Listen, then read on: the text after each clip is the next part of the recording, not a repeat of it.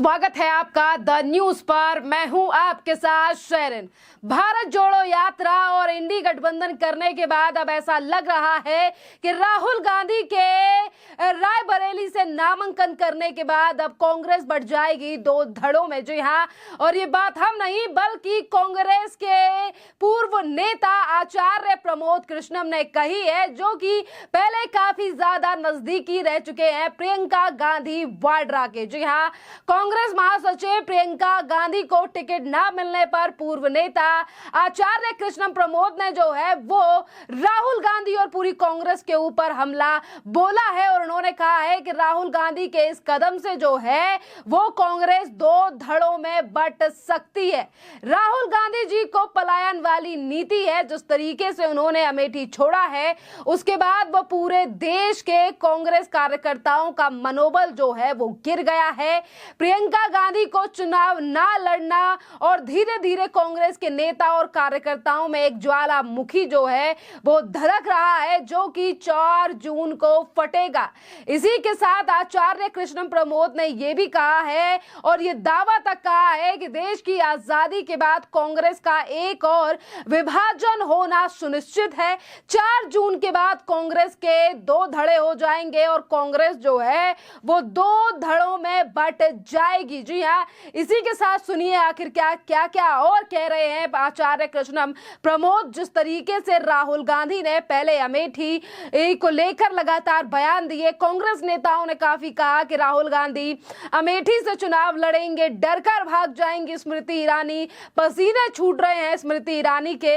इस कदर बातें करने वाले कांग्रेसी नेताओं की जो है अब मनोबल टूटने वाला है। देखिए, सीधी सीधी बात है कि अमेठी से चुनाव लड़ने की बजाय राहुल गांधी रायबरेली से चुनाव लड़ रहे हैं, जहां से पहले सोनिया गांधी चुनाव लड़ा करती थी, जिसके बाद यानी कि कांग्रेस की महासचिव प्रियंका वाड्रा को टिकट ना मिलने पर ये जो है गुस्सा फूटा है पूर्व नेता आचार्य कृष्णम प्रमोद का, जो कि पहले से भी काफी ज्यादा करीबी रहे हैं प्रियंका वाड्रा के। इसी के साथ नजर डालिए क्या और कह रहे हैं आचार्य कृष्णम प्रमोद। देखिए, राहुल गांधी की जो पलायनवादी नीति है, जिस तरह से उन्होंने अमेठी को छोड़ा है, उसके बाद पूरे देश के कांग्रेस के कार्यकर्ताओं का मनोबल गिर गया है। और प्रियंका गांधी जी का चुनाव ना लड़ना धीरे धीरे कांग्रेस के कार्यकर्ताओं और कांग्रेस के बहुत नेताओं के दिल में एक ज्वालामुखी धधक रहा है, जो 4 जून के बाद फटेगा। और देश की आजादी के बाद कांग्रेस का एक और विभाजन होना सुनिश्चित है। 4 जून के बाद कांग्रेस दो धड़ों में बंट जाएगी। एक धड़ा होगा राहुल गांधी का, एक धड़ा होगा प्रियंका गांधी जी का। कांग्रेस राहुल, कांग्रेस प्रियंका। सर, दूसरी तरफ देखा जाए तो रायबरेली से चुनाव राहुल गांधी जी लड़ रहे हैं, जिसपे उन्होंने कहा कि जो रायबरेली है मेरी कर्म भूमि है। मुझे लगता है राहुल गांधी जी को रायबरेली की जगह रावलपिंडी से चुनाव लड़ना चाहिए था, क्योंकि पाकिस्तान में उनकी पॉपुलैरिटी बढ़ रही है, डिमांड बढ़ रही है। सर, अभी रिसेंट कमेंट राहुल गांधी का सामने आया, मोदी जी को उन्होंने घेरा, उन्होंने कहा कि द्वारकाधीश में मोदी जी जब समुद्र के नीचे गए थे तो उन्होंने समुद्र के नीचे गए थे, द्वारकाधीश का उन्होंने एक तरह से अपमान किया है। राहुल गांधी जी को ये पता भी नहीं है द्वारकाधीश और द्वारका में क्या फर्क है। देखिए, एक तरफ उन्होंने कहा है कि 4 जून के बाद जो है वो कांग्रेस दो धड़ों में बंट जाएगी और एक साथ उन्होंने ये भी कहा है कि एक धड़ा होगा राहुल गांधी के साथ और दूसरा धड़ा खड़ा होगा प्रियंका वाड्रा का। जी हाँ, प्रियंका वाड्रा जो है प्रियंका गांधी यानी कि वो है साजिश का शिकार हुई है और ये बात पूर्व कांग्रेसी नेता आचार्य कृष्णम की तरफ से कही गई है। उन्होंने कहा है कि प्रियंका गांधी पार्टी में चल रही साजिश की शिकार हो गई हैं। उन्होंने कहा, मैंने पहले ही कहा था कि प्रियंका गांधी को चुनाव नहीं लड़ने दिया जाएगा।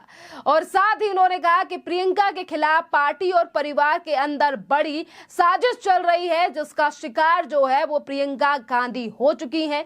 वाराणसी से पीएम नरेंद्र मोदी के खिलाफ राहुल गांधी को चुनाव लड़ना चाहिए था, ये बात भी जो है वो आचार्य प्रमोद कृष्णम के द्वारा कही गई है।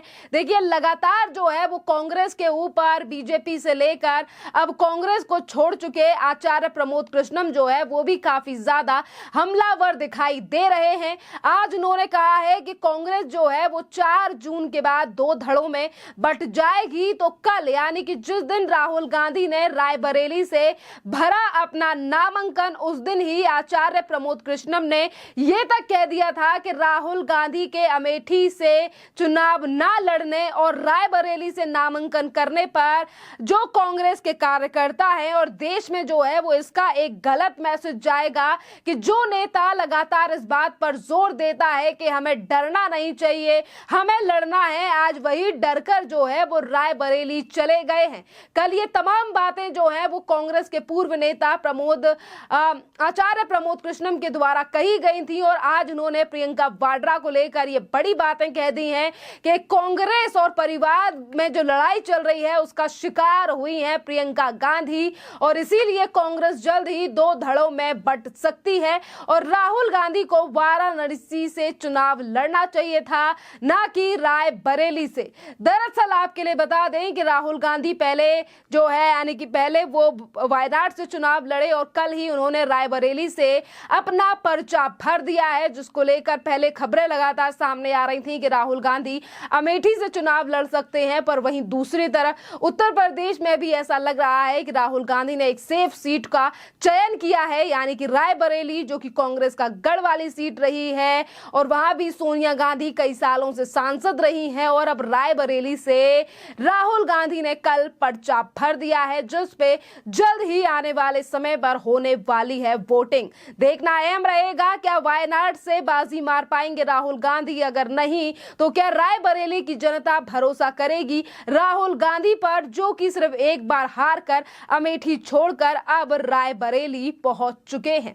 खैर, इस पूरे मामले पर आप लोगों की जो भी राय हो, आप भी हमें कमेंट कर जरूर बताइए। धन्यवाद। मुझे लगता है राहुल गांधी हिंदुस्तान में अब कहीं से नहीं जीत पाएंगे। अगर वो हिंदुस्तान में उनके लिए जीतना मुश्किल है।